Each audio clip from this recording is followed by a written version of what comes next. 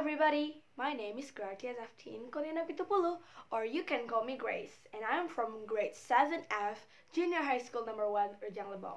Halo semuanya, nama saya Gratia Zaftin Kolina Pitupulu, atau kalian bisa panggil saya Grace, dan saya berasal dari kelas 7F SMP 1 Rejang Lebong.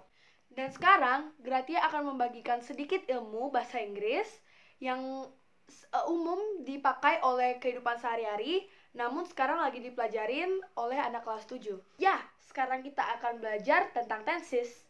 Do you guys know? In English, we have 16 sentences. Tapi sekarang kita akan mempelajari 4 dari antaranya. Yang pertama adalah simple present tense, yang kedua adalah simple past tense, yang ketiga adalah present continuous tense, and yang keempat adalah simple future tense. Ini merupakan salah satu tugas dari guru bahasa Inggris di SMP kami, dan kami diminta untuk mengerjakannya selama karantina ini. Dan menurut pengamatan Gratia, masih banyak murid yang struggles dalam tenses ini. Jadi sekarang Gratia akan membagikan sedikit ilmu dan semoga bermanfaat ya. Nah, dari keempat tenses tersebut, yang pertama kita akan belajar tentang simple present tense. Tense-nya saya singkat menjadi T ya. Nah, jadi rumus dari simple present tense untuk yang positif, subject itu ada 7 dalam bahasa Inggris. I, you, they, we, she, he, it. Dan kadang-kadang she atau he sering diganti dengan namanya sendiri, seperti Jason, Mary, or something. Nah, kemudian ditambah dengan verb one. Verb itu adalah kata kerja, seperti pergi, kemudian membersihkan, itu adalah kata kerja.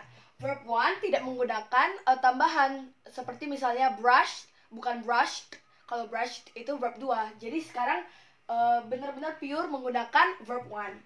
Kemudian ditambah dengan object. Untuk yang negatif tense-nya ada subject, kemudian ditambah dengan do atau does. Do atau does ini sering kita bilang auxiliary verb atau kata kerja bantu. Kemudian ditambah dengan not, kemudian ditambah dengan verb one, kemudian ditambah dengan object. Oh ya, kalau simple present tense, ingat auxiliary verb atau kata kerja bantunya adalah do atau does. Sudah tahu belum do atau does digunakan untuk subjek apa saja? Kalau do, I, you, they, we. Kalau does, she, he, it. Kemudian untuk interrogative phrase atau interrogative tensesnya menggunakan auxiliary verb, do untuk I, you, they, we, dan does untuk she, he, it. Kemudian ditambah subject, kemudian ditambah verb one, kemudian ditambah object, dan jangan lupa diakhiri dengan tanda tanya. Sekarang kita masuk ke example untuk simple present tense. Sekarang kita mau buat yang positive phrase dulu ya. Kita mau buat Budi go to school. Ada yang janggal? Betul, kalau she, he, it atau she, he-nya sudah diganti dengan nama Budi. Budi kan anak laki-laki, berarti dia he. Kalau she, he, it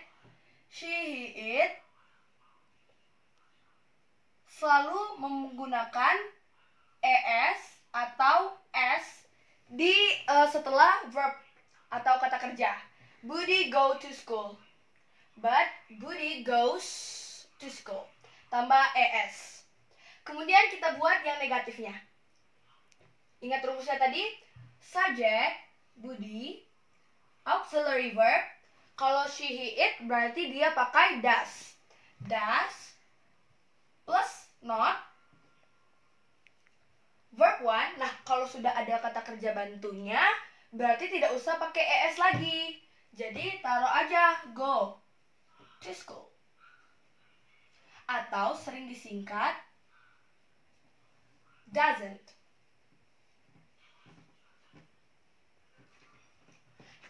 Salah nih. Dan kemudian di interrogative phrase atau interrogatif pertanyaan. Auxiliary verb dulu. Karena ini does, jadi does. Does Budi goes atau go? Go. Karena sudah ada auxiliary verb atau kata kerja bantu.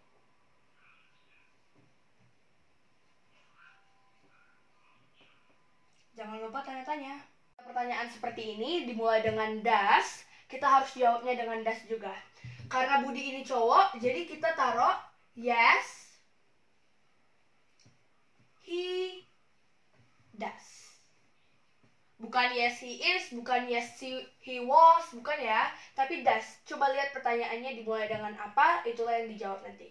Kemudian kalau no, tinggal ditambah not aja. He doesn't. Sengaja di sini saya singkat ya. Oke, jadi ini adalah contoh untuk simple present tense. Kalau masih belum mengerti, silakan ulang dari awal. Oke, tadi sudah simple present tense atau yang digunakan untuk yang sering dilakukan atau yang biasa dilakukan. Dan sekarang kita kembali ke masa lampau dan kita menggunakan simple past tense untuk masa lampau atau yang sudah dilakukan. Nah, jadi simple past tense ini kuncinya adalah did dan verb 2.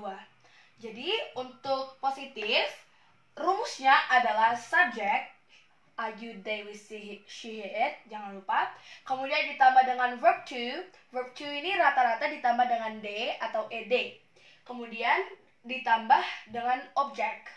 Untuk yang negatifnya, subject plus auxiliary verb atau kata kerja bantu dari simple past tense adalah did.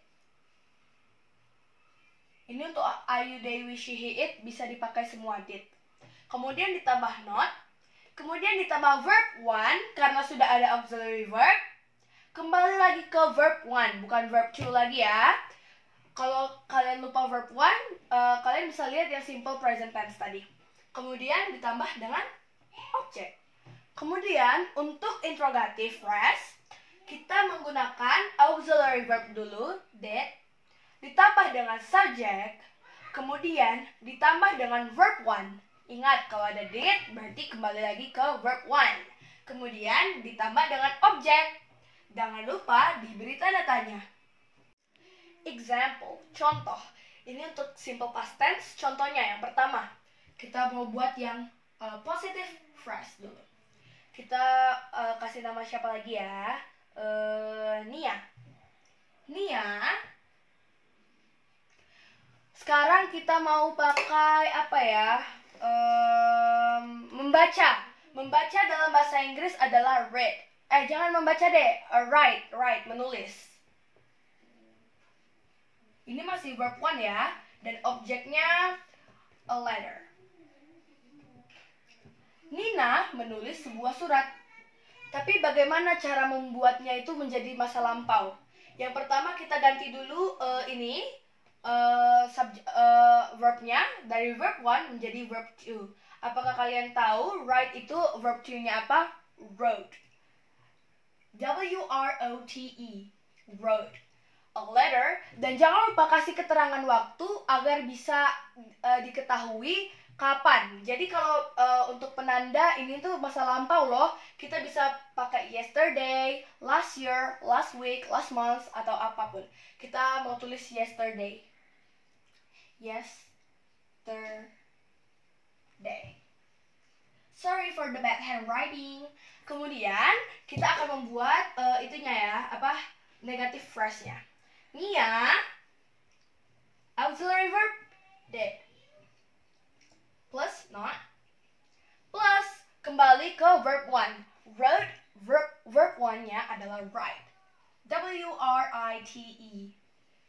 A letter. Yesterday. Kemudian kita buat interrogative phrase-nya. Interrogative phrase ya. Yang pertama ada auxiliary verb dulu. Ingat, did. Nia. Kembali ke verb 1. Write.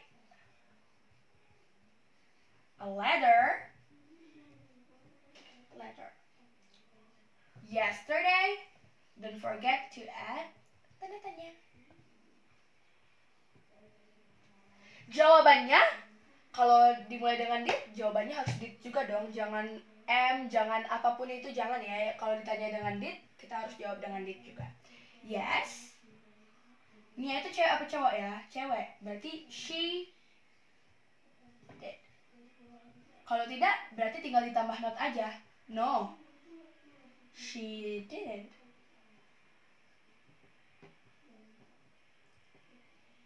Oke, itu dia untuk simple past tense. Apakah kalian sudah mengerti? Kalau belum mengerti, silakan ditonton lagi ya. Oke, tadi simple present tense and simple past tense have already done. Dan sekarang kita akan belajar tentang present continuous tense. Ini digunakan yang sedang lagi dilakukan. Seperti saya sekarang, saya sedang menulis, saya sedang berbicara, saya sedang merekam video. Nah, sedang lagi benar-benar dilakukan. Dan rumusnya adalah yang positif, subject. Jangan lupa subject ada 7 dalam bahasa Inggris. I, you, they, we, she, he, it. To be. Jangan lupa to be-nya adalah di sini aja ya. Am, is, are. Nah, teman-teman, am digunakan hanya untuk I, saya. I am. Bukan I is, bukan I are, tapi I am. One and only I. And then is. Is itu digunakan oleh 3 subjek. She, he, it. She, he, it. Jadi kalau binatang pakai apa? Kalau binatang atau benda mati, dia pakai dia itu it. Jadi dia pakai is. Kalau are untuk orang yang jamak. Jadi I, you, they, we. You, they, we pakai are. Oke, jelas ya untuk to be. Kemudian ditambah verb one. Karena ini present continuous tense, dia harus pakai verb one ditambah ing. Singing, writing, reading, painting, gitu ya. Terus ditambah object. Dan keterangan waktu dari present continuous tense ini tidak lain tidak bukan adalah now. Sekarang, karena memang sedang dilakukan. Oke? Kemudian ada yang untuk negatif. Yang pertama kita masukkan dulu subjeknya, to be, terus ditambah not, terus ditambah verb one, ditambah ing, ditambah objek, dan ditambah keterangan waktu. Begitu juga dengan ini yang interrogatif, to be duluan, subject, verb one, jangan lupa di plus ing, dan ditambah objek dan ditambah keterangan waktu now. Example for present continuous tense yang sedang dilakukan. Oke, sekarang kita pakai contoh singa ya, singa, lion. Ingat kalau hewan itu adalah it, tapi jadi dia pakai is. Tapi kalau aku taruh lions, berarti dia itu they, kata gantinya they, dan dia pakai are. Sekarang kita pakai s aja ya, biar banyak jamak. Lions are running, berlari. Running. In the forest. In the forest itu arti dia objek, sebagai objek. Forest. Now. Kemudian untuk negatifnya, lions are not atau aren't, disingkat n, o-nya dihilangin jadikan strip atas, kemudian ditambah t. Running tetap ya, nggak ada diubah dari ininya. Oh ya, kalau dia ketemu in, n-nya jangan lupa ditambah jadi satu lagi ya, jadi running, double n. Running in the forest. The forest. Now. Oke. Untuk interrogatif. Jadi untuk interrogatif jangan lupa to be dulu. Are lions, don't forget to add the s. Are lions running? Don't forget to double n. Running in the forest. Now. Oh ya, kalau kalian mau tambah right sebelum now, right now, itu boleh banget. Itu jadi kelihatan seperti lebih native dari now, right now. Dan sering banget disingkat kalau di chat, ada tambahan tips kalau di chat, kalau mau bilang right now, RN. RN, right now. Artinya sekarang juga, sekarang, benar-benar sekarang gitu. Oke, yang terakhir dari pelajaran kita kali ini adalah simple future tense. Future, masa depan yang akan dilakukan gitu ya. Simple future tense. Untuk positifnya, kita menggunakan rumusnya adalah subject plus shall or will. Oke, shall or will ini dipakai untuk apa aja sih? Hanya I dan we yang menggunakan shall. Kalaupun I dan we menggunakan will itu sudah lain arti ya, ingin artinya. Kalau shall akan, tapi kalau I dan we memakai will, dia akan menjadi ingin.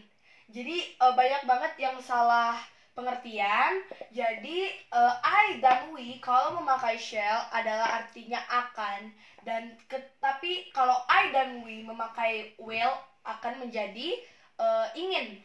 Begitu juga dengan you, they, she, he, it. Dia kan semuanya pakai will. Tapi kalau mereka pakai shall akan menjadi ingin, bukan menjadi akan lagi ya. Oke, kita akan perjelas subject plus shall or will plus object. Untuk negatif, subject plus shall or will plus not plus object. Ini cukup simpel sih rumusnya. Dan yang untuk interrogatif, shall or will plus subject and plus object, and don't forget to question. Untuk example yang pertama, kita pakai kita yang positif dulu ya. Sekarang kita pakai yang benar-benar subjek bahasa Inggris, tidak diwakilkan oleh nama atau nama benda atau tidak. Sekarang kita pakai she. Kalau she, ingat pakai will. Will apa ya? Will study.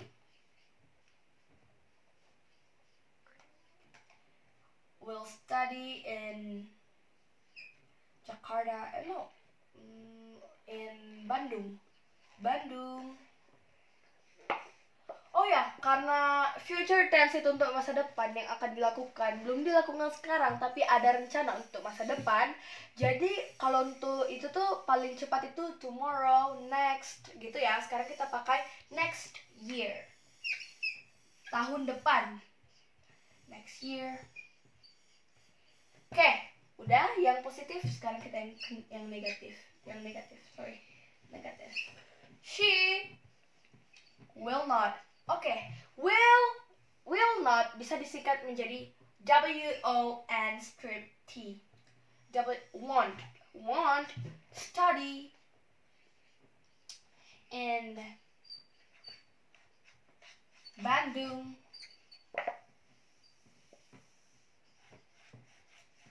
next year.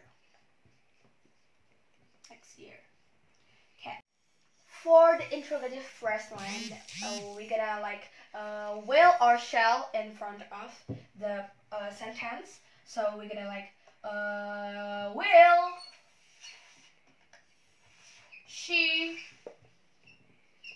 study. Oh ya teman-teman, jangan lupa kalau di tenses lainnya hanya di simple present tense she, he, it menggunakan es atau s atau ss di kata kerjanya. Jangan lupa ya. Will she study? Bukan studies, bukan studies, tapi study doang. Block study doang. Will she study in Bandung next year? Don't forget to add the interrogative symbols next year. Tanya-tanya. Jawabannya, jangan lupa kalau yes, ingat dimulai dengan apa sih pertanyaannya. Jadi untuk jawabannya yes, she will, or no, she won't. Okay guys, that is all about tense in English. I have taught you 4 tenses in English. I'm sorry if there are any mistaken words, or I'm sorry if the examples was too short or something. I hope you guys, I hope this will help you guys, and I hope you like it. And thank you for watching, and see you. And I am Gratia Zeftin Kalian Pitupulu, grade 7F, Junior High School number 1 Rujang Lebong, says goodbye.